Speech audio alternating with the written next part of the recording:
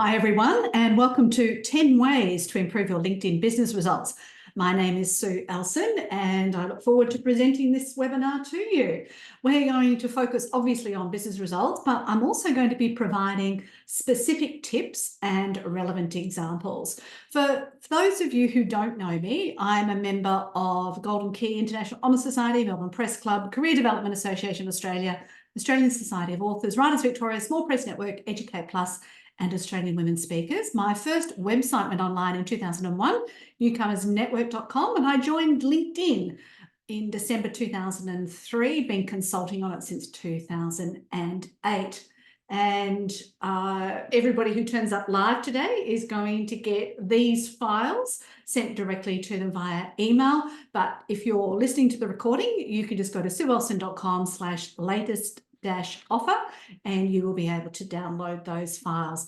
I'm also hosting an in-person workshop here on Saturday for 4 hours, and you can also keep up to date with me by following me online on social media.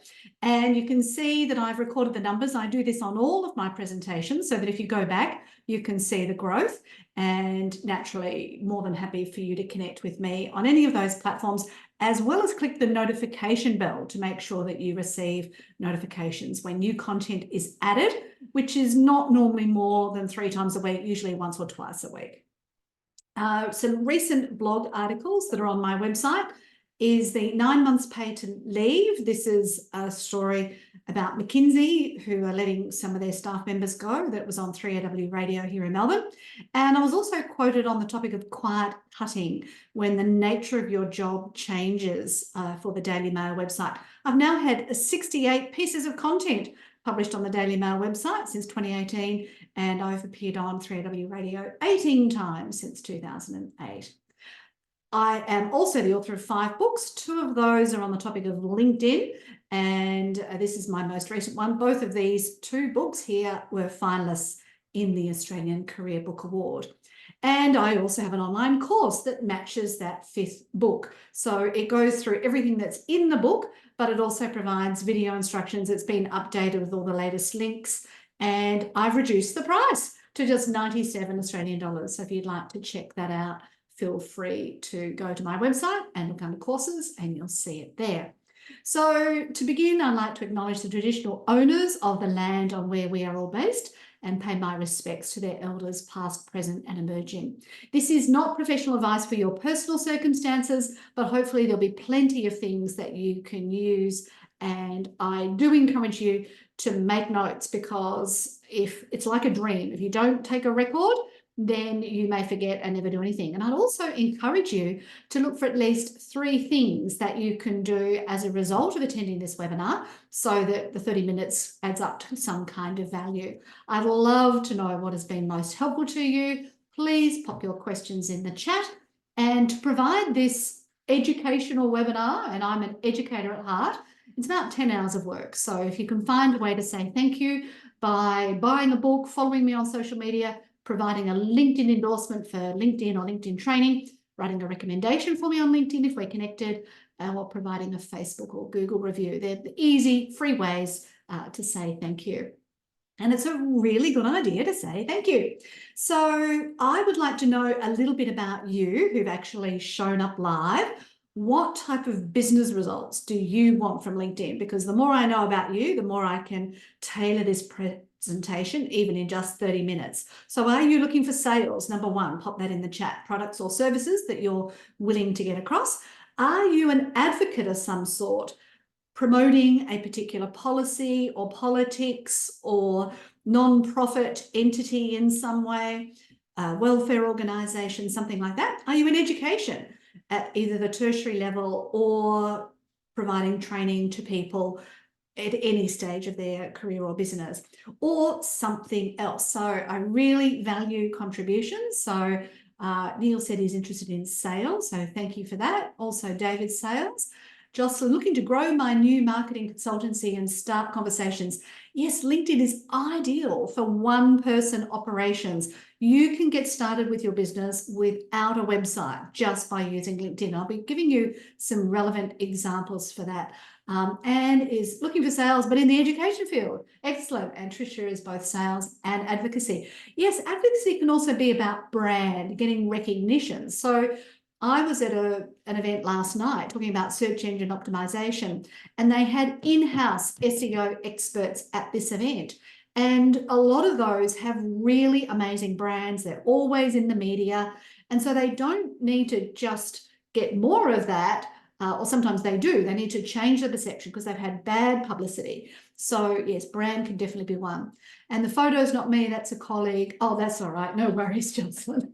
I don't look accurately at each person in the meeting to find out who's who in the Zoom. So I really focus on answering questions. But please, any questions at any time, that would be great. But it sounds like most of you are saying sales. Professional development, or I guess advocacy of diversity, equity, inclusion, and cultural competency. Yes, many of us have multiple reasons for being online. As I've already said, I'm an educator at heart, so making sure that everything I provide is educational is really important to me. Yes, sales is needed and important, but my fire is lit by educating. So there we go. So these are the 10 things we're going to go through. So keep an eye out for what is most relevant for you, and there will be time for some questions at the end. So what is a business result? You really need to be able to define that. And do you have products or services or both? Are you advocacy, policy, politics, education, something else? And your purpose is going to determine what you do, how you do it, and what you follow up on. And if you are really, really clear about your target audience, then you can say, well, this is aligned with my target audience, or this is a little bit off track. And obviously you want to stay on track, not off track. But everything goes back to your website. Now, your website is what's indexed in artificial intelligence results, not your social media presence. However, if you have a social media presence and someone finds you there and then they go visit your website, that needs to match up. And so as soon as they land on the website, whatever it is you're wanting them to do, that has to be bleeding obvious. So number one thing, when you land on the website, what do you want your target audience to do? And that needs to be without question, without complication, without confusion. And I believe that it's not what you know or who you know, it's who, as in a person, word of mouth, or what, a device, an algorithm, a search result, a chat experience result that refers you, and then how you can be verified. So that's why I automatically ask people for recommendations and reviews, because if you hear about me from your best friend, you're likely to still do an online search of some sort and check out my credentials. And if there's no reviews there, that's going to be an issue. So think about being found, but also being able to be verified 24 hours a day, 7 days a week. So if you're the one-person business, LinkedIn recommendations are very, very helpful for that. So if we think about getting business results from LinkedIn, we have to have a good LinkedIn presence. And your own LinkedIn profile should be fully completed. Now, the number of people I've met said, oh, I've got LinkedIn, I've filled it in. And I say, well, unfortunately, you've missed A, B, C, D, E, F, G. Like there's so much information people do not put on their LinkedIn profile. So there are many, many sections. The only section I have not completed on my LinkedIn profile is patents, because I don't have a patent, but all the rest are filled in. So if you want to replicate the format that I use, just open my LinkedIn profile on one screen, put your LinkedIn profile on the other, and go through and fill in the blanks. It is really, really important. Likewise, your LinkedIn company, school, or showcase page has multiple sections that need to be filled in. So make sure they're all filled in. There's new ones that have been added in the last 12 months. So if you haven't updated your company page in a while, it's time to do so. Make sure that you link to LinkedIn on your website. So when I visit organization websites, I often find that their YouTube link is missing, or their Twitter link is missing, or their LinkedIn link is missing. Like, why on earth would you not have it on all of your websites, or at least on your contact page. And also your Google business profile, this is mine here. So I've claimed this business profile. You can see my LinkedIn logo is showing up, but I've also put myself on Bing Places, and I can tell Bing Places that I have a LinkedIn profile as well. So on those, I usually refer to my LinkedIn company page, which is also in the name of Sue Elson. And obviously, to be able to be verified, you want to get Google reviews, you want to get Facebook reviews, because that's what shows up on Bing Places, but you also want to get recommendations on LinkedIn, at least 6 that you've both given and received as part of that verification process. And if you want some quick tips on updating your own profile, that's a 20-minute video. It'll go through the steps very, very quickly for you. So the next thing to look at is your connection strategy. So who is your target audience, and how are you going to find them, and how are you going to connect to them? Think about people that could be local. I love doing business hyper-locally, which I classify as within about 10 kilometres of where I'm based. Also interstate and overseas, people in your industry. The example I use here is the wedding photographer. So if you're connected to another wedding photographer and you're both due to photograph a wedding this Saturday, obviously you can't be in 2 places at once. So you can refer that second gig to the other wedding photographer you already know. And likewise, when they get double booked, they can refer gigs to you. So don't be afraid of connecting with people in your profession or industry. Make sure you connect with every single client or customer, past, present, and future. Your VIPs. This could be your coach, your mentor, your advisor, your outsourced agency that is supporting you in some way, the developer of some software as a service product that you keep contacting all the time, multiple stakeholders, people who are suppliers, whoever, all of these people you can connect with. Employees, if you are part of an enterprise, all your fellow staff members, your managers, your board members, your colleagues, your peers in the industry, people that you meet in person at any meeting, at any event, or even at social occasions. Because let me assure you, when people hear your name, the first thing they're likely to do is Google you and see what comes up, and your LinkedIn profile can be optimized in search results by changing your LinkedIn URL.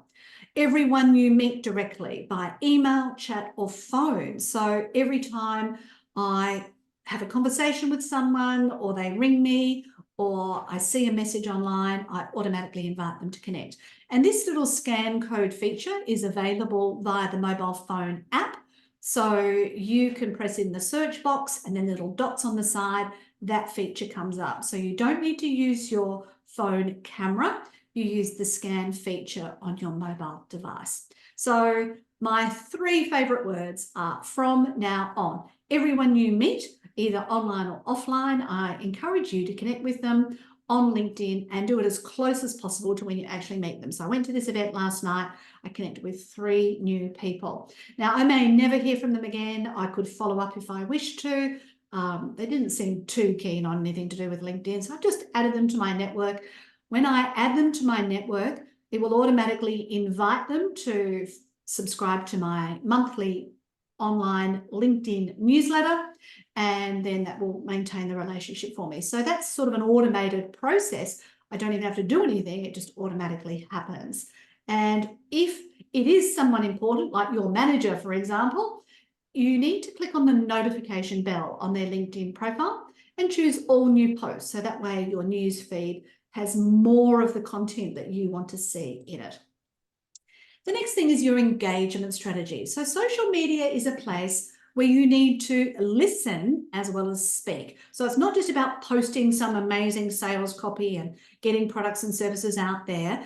If you engage with other people's content by using one of these little choices here of a reaction, and then you also write a lengthy comment, then that is going to help you have your content, when you publish it, be shared with more people, because the algorithm is observing your behavior and it says that, well, this person listens as well as speaks, so therefore we will share their content. Thank you, Tricia. Love that. From now on, I tell you, it's my 3 favorite words. Not I love you. From now on, as an educator, if I can help you do something useful from now on, I am excited. There are LinkedIn groups, not as great as they used to be, but you might still want to join them, particularly if you are in a professional organisation and you've paid membership. Make sure you join their group, follow their page, notify their page, everything. And also be careful about what you engage with. So if there happened to be a nice cat or dog picture on LinkedIn and I spent ages looking at that, the algorithm would then say, oh, Sue seems to like cats and dogs, so I'll give her more of that content. So obviously, if you don't want a particular type of content, scroll straight past it. But if you do pause, then yeah, that's going to signal to the algorithm that that's something of interest to you. And everybody likes the last person who likes their post, because I mean, for those people who don't get many reactions to their content, if you're the only person who reacts, and you might become the favorite employee if you are doing that. And also, don't forget to support your organization. So any of my organizations that I have done work for, or I work for on a continuous basis, I like their posts. Like, why wouldn't I? They've given me a remuneration for my efforts, so I'm happy to support them in return. Now, if you've got the engagement down pat and you know, doing at least maybe 12 engagements a week, then you can do at least 1 or 2 posts. And you can put posts out on your LinkedIn profile or your LinkedIn page. You can use various formats. You can write articles and optimize them for search results, because articles stay there forever and can appear. I've got articles that I've written, you know, nearly 10 years ago, and they're still, well, 2016 was the first one, not quite, 8 years ago, that are still performing really well in Google search results for me. I do have a newsletter, so if you have a company page, definitely create a newsletter. So if you've got a monthly newsletter that goes out via email, you can publish that same content as a LinkedIn newsletter. And that means that when they follow your company page, they will again be invited to subscribe to your newsletter. Trisha's just asked, did you suggest a ratio of engagement to posts? So if you can do about 12 engagements and 1 post, that's great. But anything above 3 is fantastic. So yeah, I heard 12 many years ago. I don't know where it came from. I've tried to find it again, can't find it. But it doesn't take long to like something. You know, obviously check it out, make sure it's legitimate. But yeah, it's very easy to do.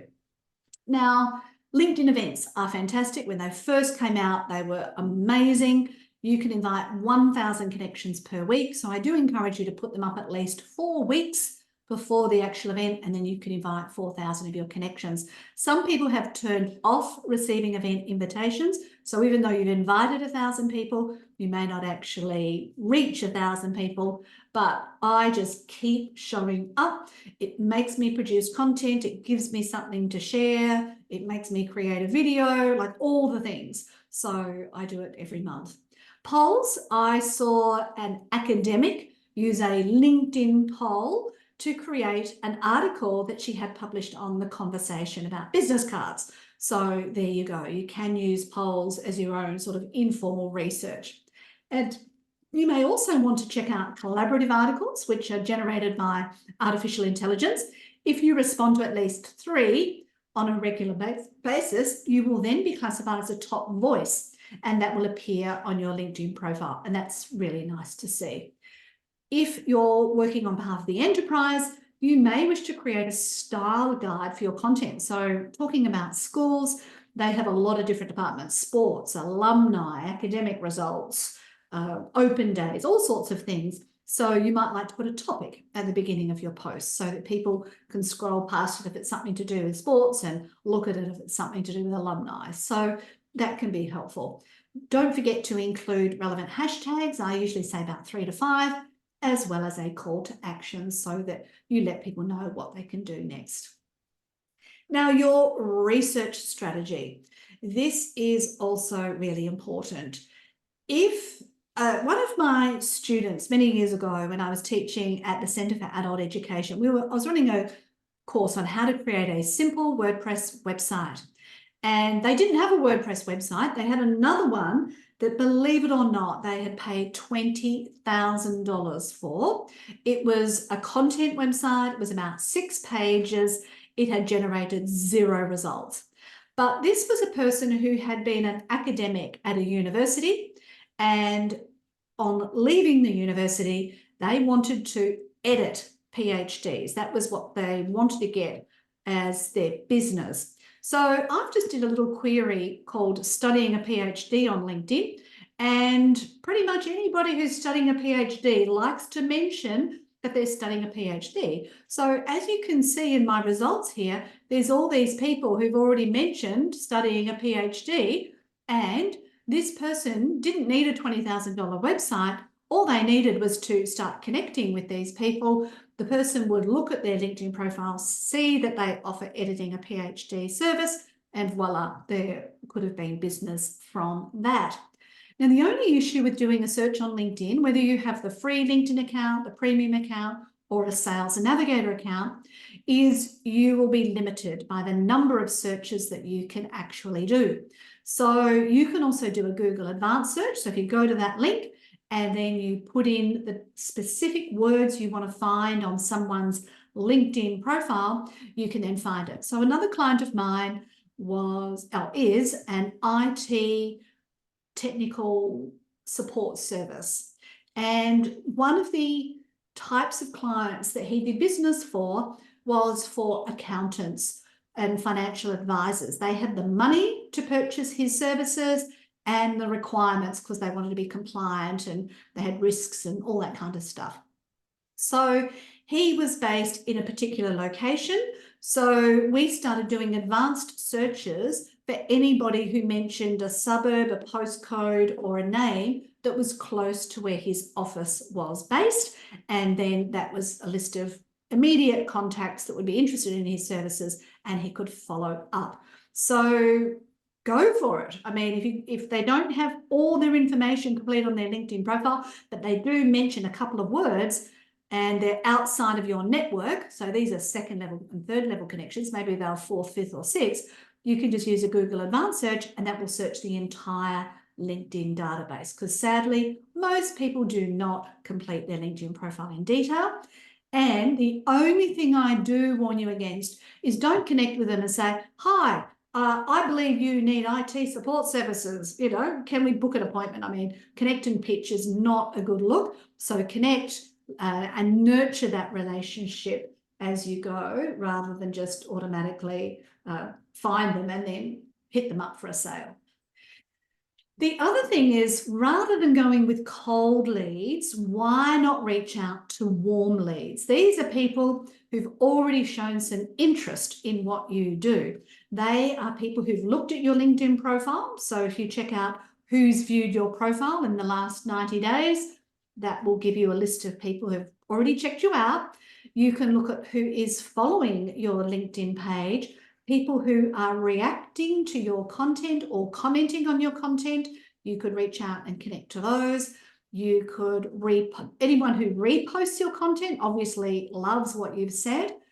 And also people who react or comment on content in your profession or industry, or shared by some of your stakeholders, collaborators, VIPs, anything like that could be helpful as well.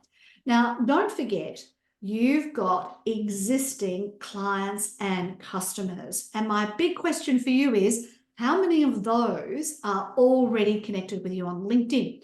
So if you don't know, you can go to your settings and choose data privacy and choose get a copy of your data, and then click that top box and request the archive. LinkedIn will send you an email with a link. You download that file and you'll be able to see first name, last name, current job, current company, and date you connected with all of your connections.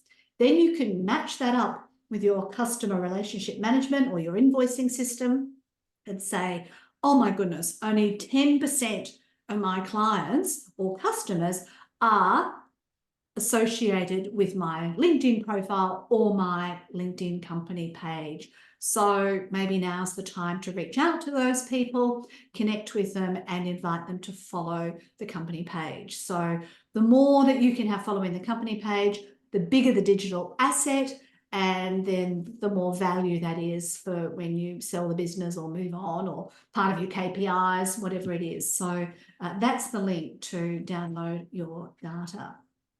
The next one is to review your relationship strategy. So if you do start connecting to all those people studying a PhD or needing technical IT support services, what is the sequence of events that is going to occur afterwards? Will you send them a free white paper or an ebook or something of value? Will you diary to do that 2 weeks after the connection? Will you ask them a question? But please, you are not allowed to automate anything. You can systemize things. So what I've done with individual clients is we've set up a sequence of events. As we send an invitation to their target audience, we put them in a spreadsheet, and then we have columns for when we've done option 1, option 2, option 3, option 4, option 5. We just fill in the dates each of those is done. So it's systemized, and we've generated a lot of results.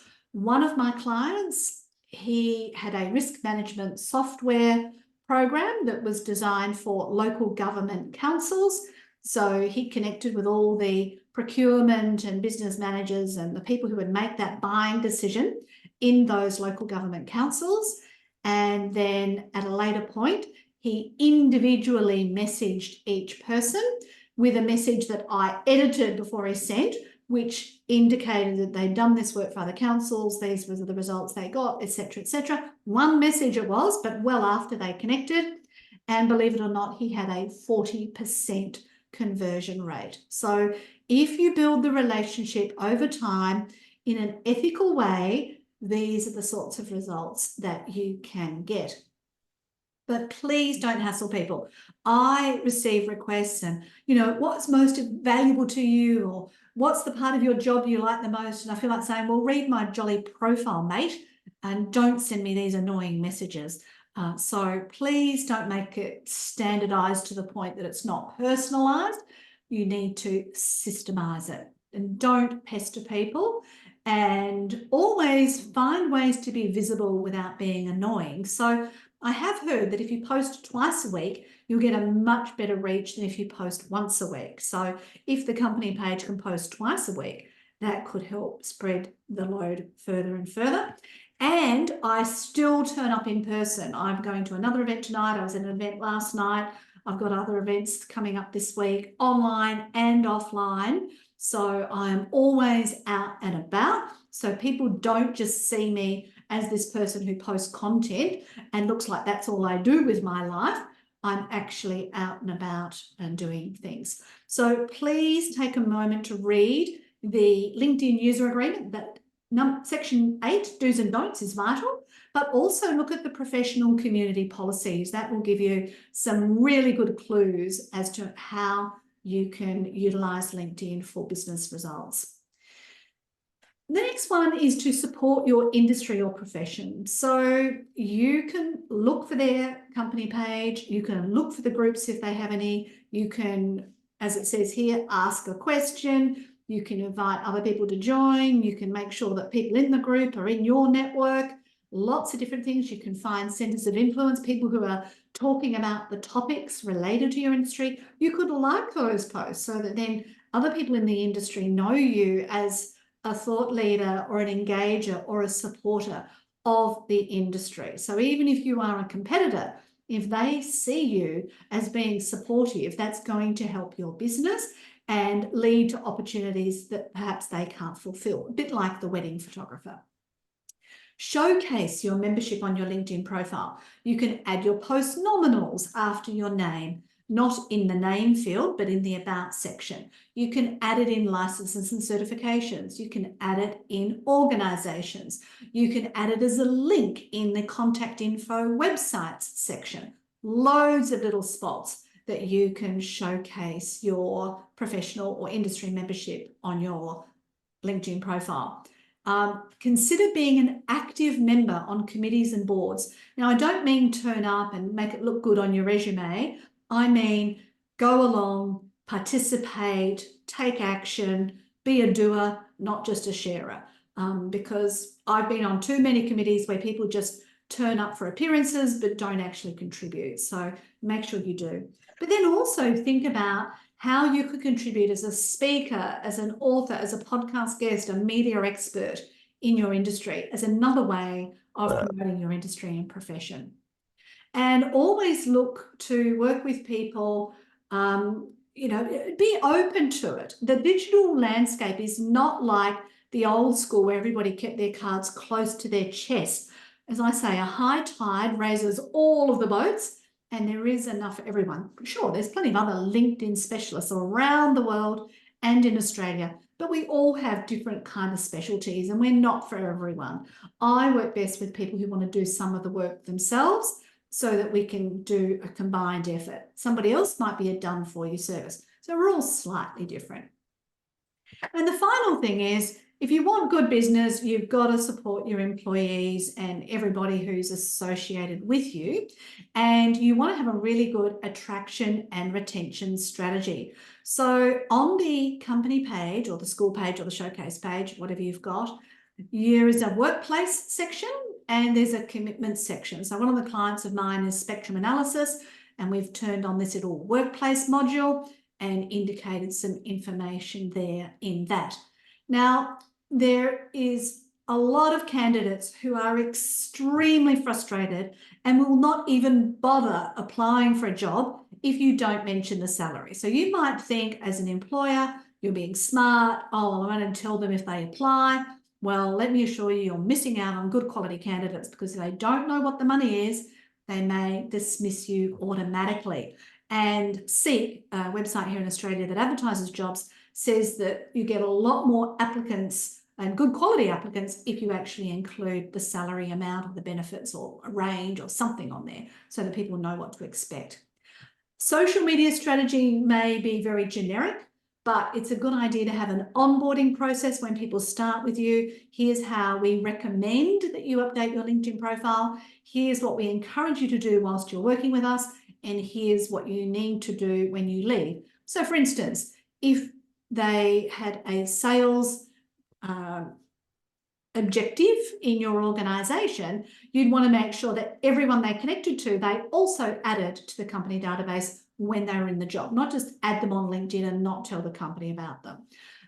You may also want to maintain a relationship with them afterwards. So particularly those consulting firms, they like to keep in touch with former staff because they're often referral sources for future work. So try not to burn any bridges and try and maintain healthy relationships and keep them up to date with what's happening in their previous organisation.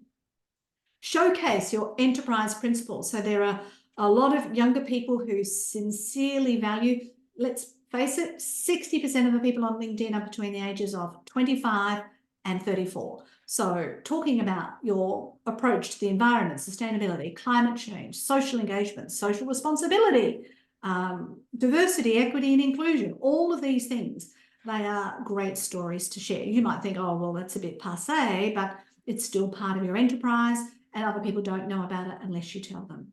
And good talent will always receive offers, whether they're on LinkedIn or not on LinkedIn.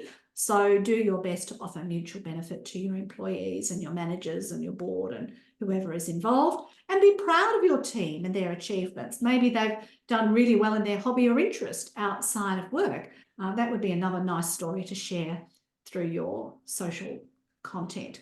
So there's the 10 ways I recommend to improving your LinkedIn business results. If anybody's got any extras they'd like to add to the chat, please do that. I'm going to open up for questions very, very shortly, and you'll be able to answer directly or ask directly, and I'll answer them.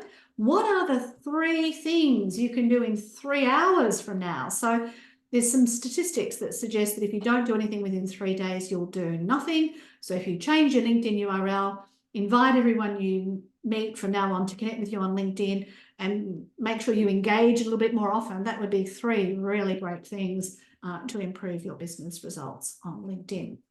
The next webinar I'm running will be on the road. I will be in New South Wales at the time, and I'll be talking about 10 ways to improve your LinkedIn career results.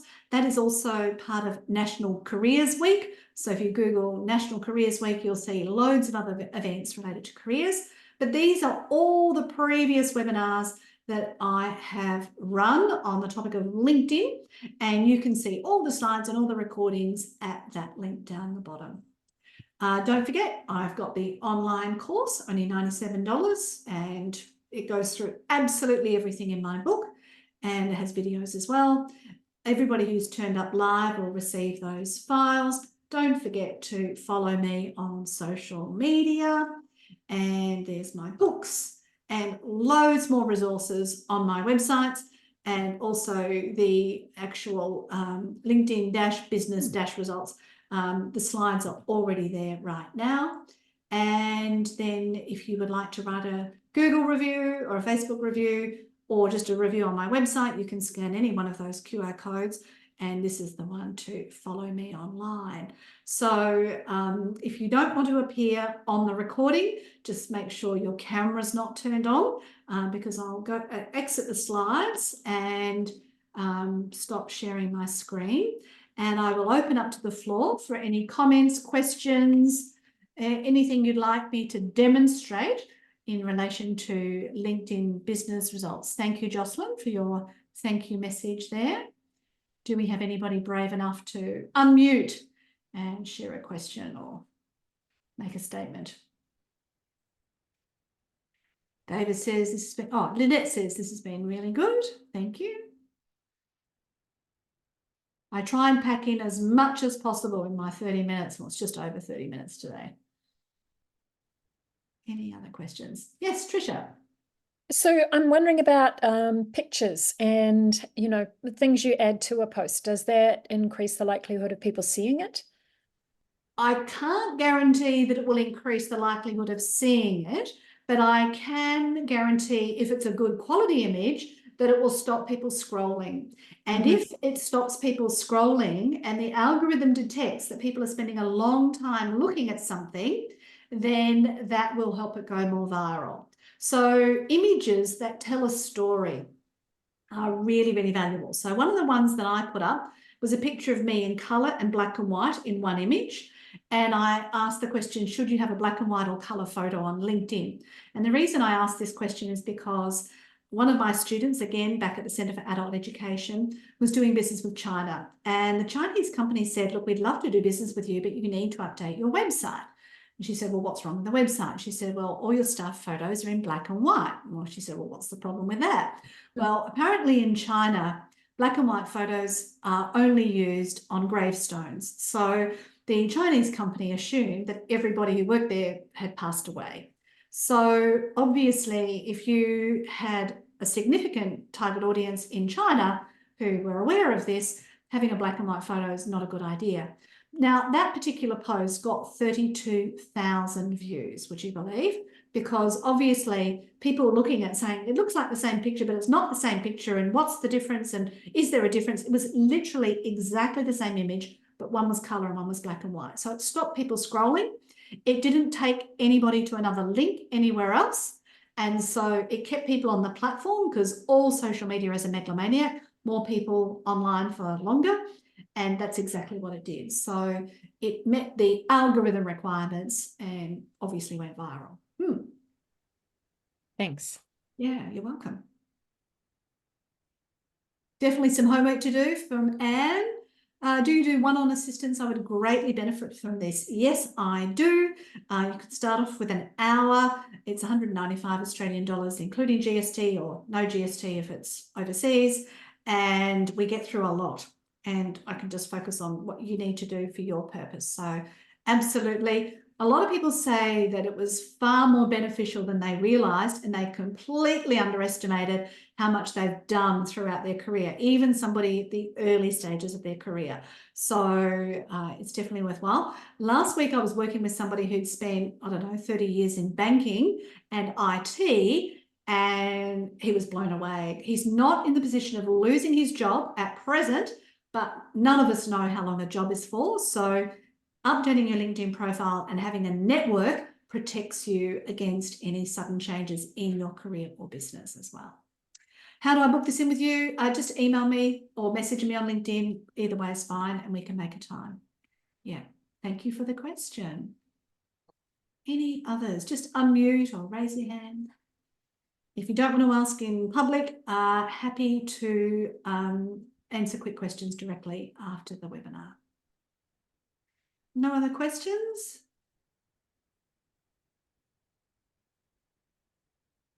Thanks, Sue. This was great. You're welcome, Tricia. All right. I might leave it there. Thank you for showing up. As Woody Allen says, 80% of success is showing up. And I appreciate you taking the time out of your day. And hopefully you've got lots of value. Neil says, thanks, Sue. So much to think about. Yes. Look, it was really interesting. Just as a little exercise, I tried to use Microsoft Copilot before this presentation to see what it recommended as ways to improve your LinkedIn business results. And oh my goodness, it was so generic and so irrelevant and so undetailed and clearly did not show an understanding of the platform at all. So I think there's a little while longer that I'll be over and above the ability of a platform like AI to really understand it. I mean, I've been on it since 2003, so it's going to take artificial intelligence a long time to make up for that level of experience. So thank you for your feedback. And I really try and give you the best stuff. I don't sort of hold that back for private clients. All right, I think we might leave it there. Thanks, everyone, and bye for now.